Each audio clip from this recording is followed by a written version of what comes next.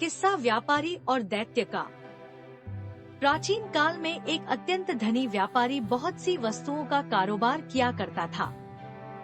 यद्यपि प्रत्येक स्थान पर उसकी कोठियाँ, गुमाश्ते और नौकर चाकर रहते थे, तथापि वह स्वयं भी व्यापार के लिए देश विदेश की यात्रा किया करता था। एक बार उसे किसी विशेष कार्य के लिए अन्य स्थान पर जाना पड़ा। वह अकेला घोड़े पर बैठ कर चल दिया। गंतव्य स्थान पर खाने पीने को कुछ नहीं मिलता था, इसलिए उसने एक खुर्जी में कुलचे और खजूर भर लिए।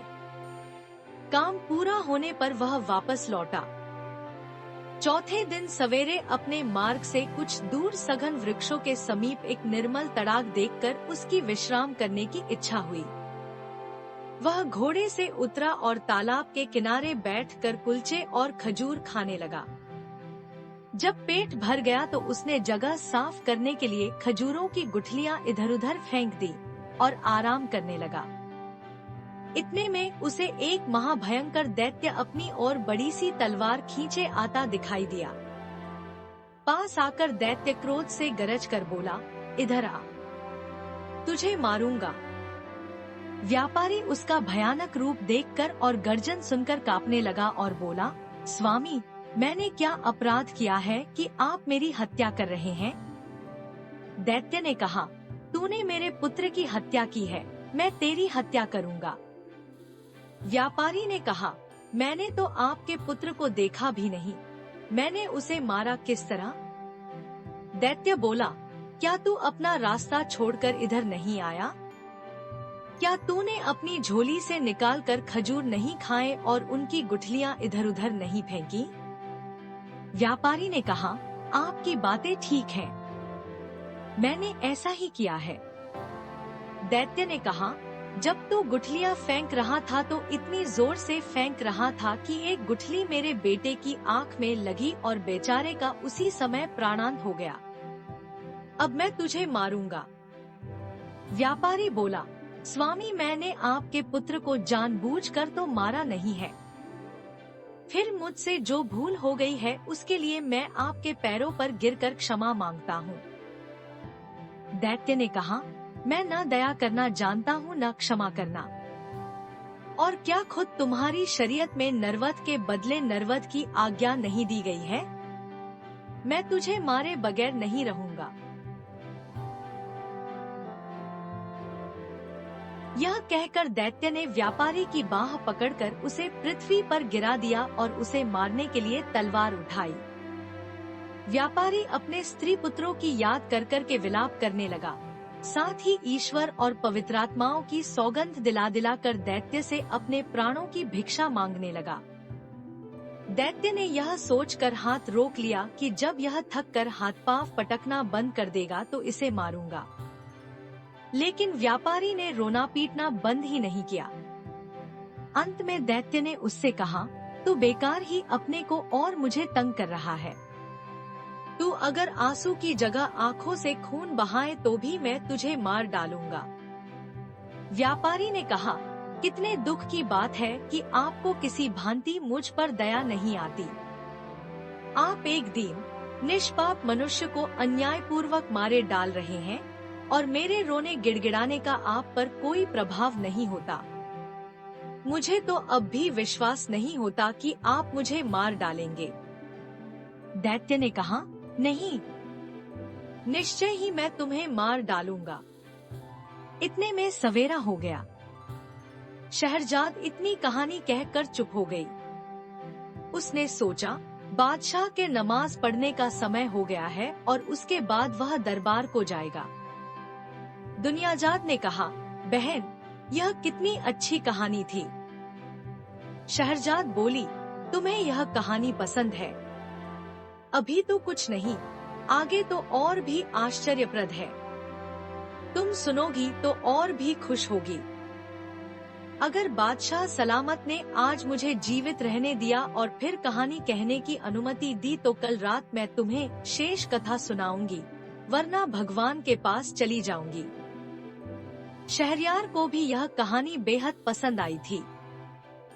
उसने विचार किया कि जब तक कहानी पूरी न हो जाए शहरजाद को नहीं मरवाना चाहिए, इसलिए उसने उस दिन उसे प्राणदंड देने का इरादा छोड़ दिया। पलंग से उठकर वह नमाज पढ़ने गया और फिर दरबार में जा बैठा। शोककातर मंत्री भी उपस्थित था। वह अपनी बेटी का भाग्य सोचकर सारी रात न सोया था। वह प्रतीक्षा में था कि शाही हुक्म हो तो मैं अपनी बेटी को ले जाकर जल्लाद के सुपुर्द करूं। किंतु उसे यह देखकर आश्चर्य हुआ कि बादशाह ने यह अत्याचारी आदेश नहीं दिया। शहरयार दिन भर राजकाज में व्यस्त रहा और रात को शहरजाद के साथ सो रहा। एक घड़ी रात रहे दुनियाजाद फिर जागी और उसने बड़ी बहन से कहा कि यदि तुम सोई नहीं तो वह कहानी आगे कहो। शहरयार भी जाग गया और बोला, यह ठीक कहती है, मैं भी व्यापारी और दैत्य की कहानी सुनना चाहता हूँ। तुम कहानी को आगे बढ़ाओ। शहरजाद ने फिर कहना शुरू किया। जब व्यापारी ने देखा कि दैत्य मुझे किसी प्रकार जीवित न छोड़ेगा तो उसने कहा, स्वामी, यदि आपने मुझे वध्य समझ ही लिया है और किसी भांति भी मुझे प्राण दान देने को तैयार नहीं है, तो मुझे इतना अवसर तो दीजिए कि मैं घर जाकर अपने स्त्री पुत्रों से विदा ले लूं और अपनी संपत्ति अपने उत्तराधिकारियों में बांट आऊं, ताकि मेरे पीछे उनमें संपत्ति को लेकर लड़ाई झगड़ा न हो। मैं प्रतिज्ञा करता हूँ कि यह सब करने के बाद मैं इसी स्थान पर पहुँच जाऊंगा। उस समय आप जो ठीक समझे वह मेरे साथ करें। दैत्य ने कहा, यदि मैं तुम्हें घर जाने दूं और तुम वापस न आओ फिर क्या होगा? व्यापारी बोला, मैं जो कहता हूँ उससे फिरता नहीं। फिर भी यदि आपको विश्वास न हो तो मैं उस भगवान की, जिसने पृथ्वी आकाश आदि सब कुछ रचा है, सौगंध खाकर कहता हूँ कि मैं घर से इस स्थान पर अवश्य वापस आऊंगा। दैत्य ने कहा, तुम्हें कितना समय चाहिए? व्यापारी ने कहा, मुझे केवल 1 वर्ष की मोहलत चाहिए, जिसमें मैं अपनी सारी जायदाद का प्रबंध करके आऊं और मरते समय मुझे कोई चिंता न रहे। मैं प्रतिज्ञा करता हूँ कि वर्षोपरांत मैं इसी स्थान पर आकर स्वयं को आपके सुपुर्द कर दूंगा। दैत्य ने कहा, अच्छा, मैं तुम्हें 1 वर्ष के लिए जाने दूंगा, किंतु तुम यह प्रतिज्ञा ईश्वर को साक्षी देकर करो। व्यापारी ने ईश्वर की सौगंध खाकर प्रतिज्ञा दोहराई और दैत्य व्यापारी को उसी तालाब पर छोड़कर अंतर्ध्यान हो गया। व्यापारी अपने घोड़े पर सवार होकर घर को चल दिया।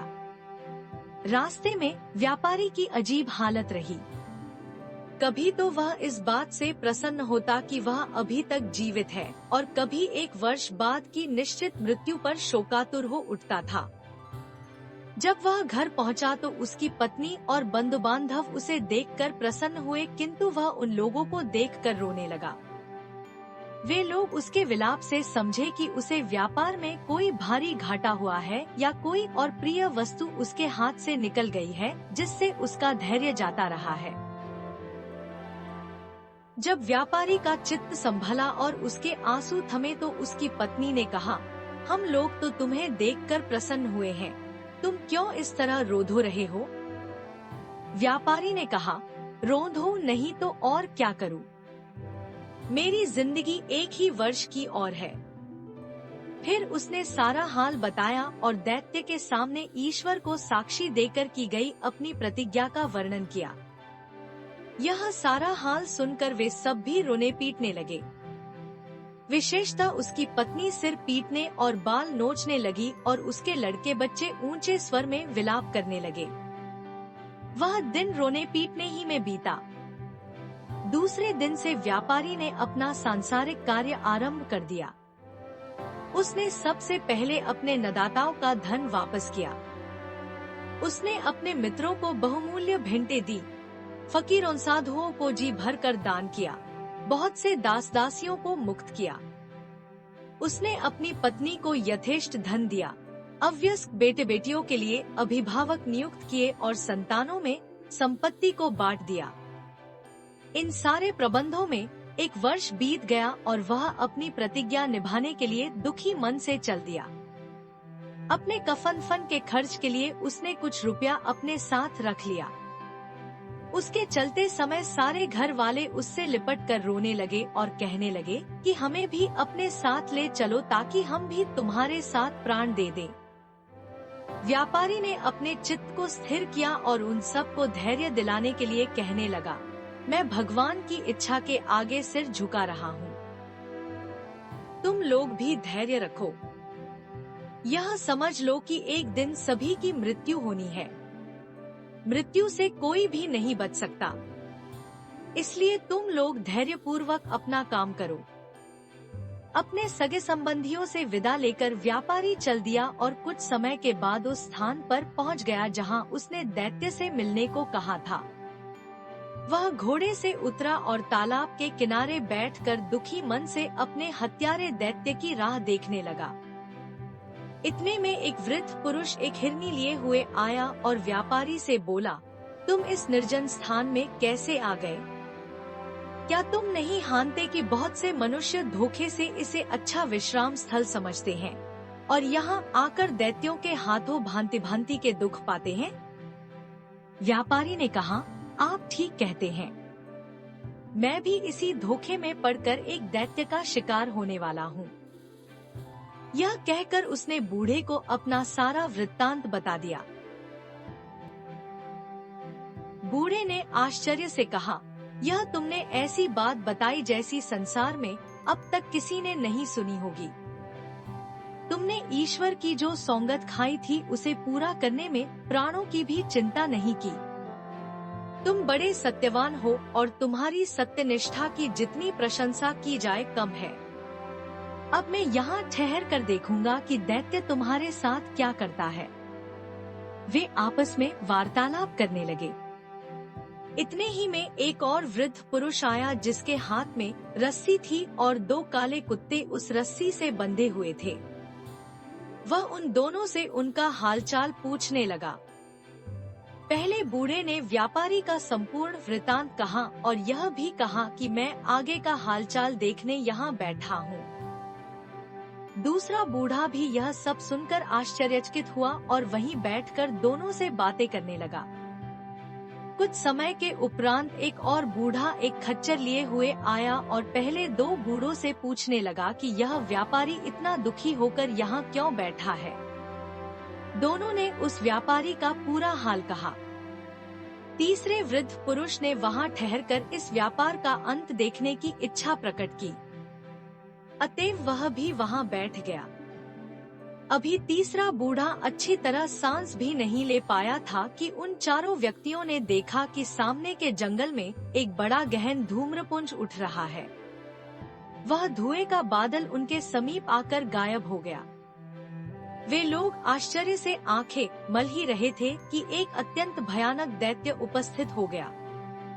उसके हाथ में तलवार थी और उसने व्यापारी से कहा, उठकर इधर आ, मैं तुझे मारूंगा, तूने मेरे बेटे को मारा है।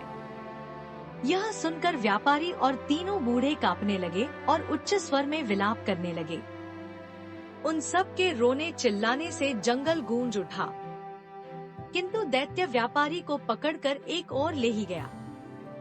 हिरनी वाले बूढ़े ने यह देखा और वह दौड़कर दैत्य के पास पहुंचा और बोला, दैत्य महाराज, मैं आपसे कुछ निवेदन करना चाहता हूँ। आप अपने क्रोध पर कुछ देर के लिए संयम रखें। मेरी इच्छा है कि मैं अपनी और इस हिरनी की कहानी आपको सुनाऊं। किंतु कहानी के लिए एक शर्त है। यदि आपको यह कहानी विचित्र लगे और पसंद आए तो आप इस व्यापारी का 1/3 अपराध क्षमा कर दें। दैत्य ने कुछ देर तक सोचकर कहा, अच्छा, मुझे तुम्हारी शर्त स्वीकार है। कहानी कहो।